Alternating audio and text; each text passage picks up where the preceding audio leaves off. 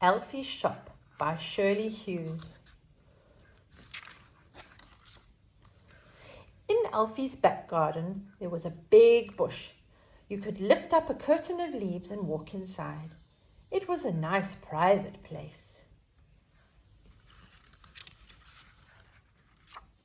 One afternoon, Mum gave Alfie a long cardboard box to play with. He took it into the bush and put it down on its side. It made a good counter for a shop. Then Alfie and Annie Rose looked around the garden for something to sell in the shop. They found plenty of things lying about: flower petals, seed pods, acorn cups, and lots of different kinds of leaves. They laid them out on the counter using some very big leaves as plates. They pretended they had vegetables and crisps and sweets and ice creams in their shop. Not the kind you can really eat, of course. And toys too. When everything was nicely arranged, Alfie decided what the shop needed now was some money. He fetched a little brown box with a lid and collected a lot of flat greenish yellow seeds, which rattled about inside like real money.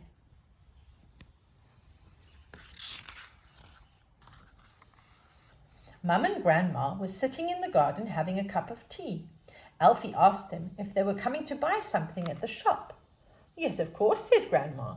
"But what's the name of your shop?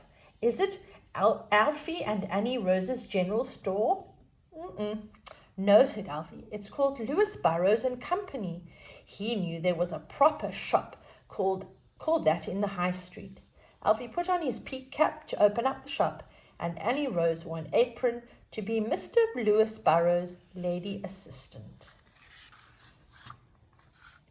Then Grandma and Mum came by to do some shopping. First they bought cabbages and ice creams. Then they bought lettuce and crisps and a model helicopter and a doll's tea set. Mr. Lewis Burrows took the money and counted out the change, and his assistant handed the things over the counter. The shop stayed open all afternoon.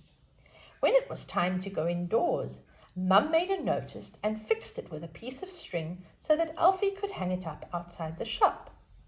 On one side it said, "Open," but when you turned it around it said, "Closed."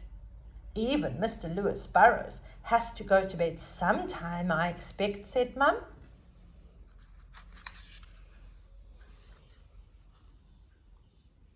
The end.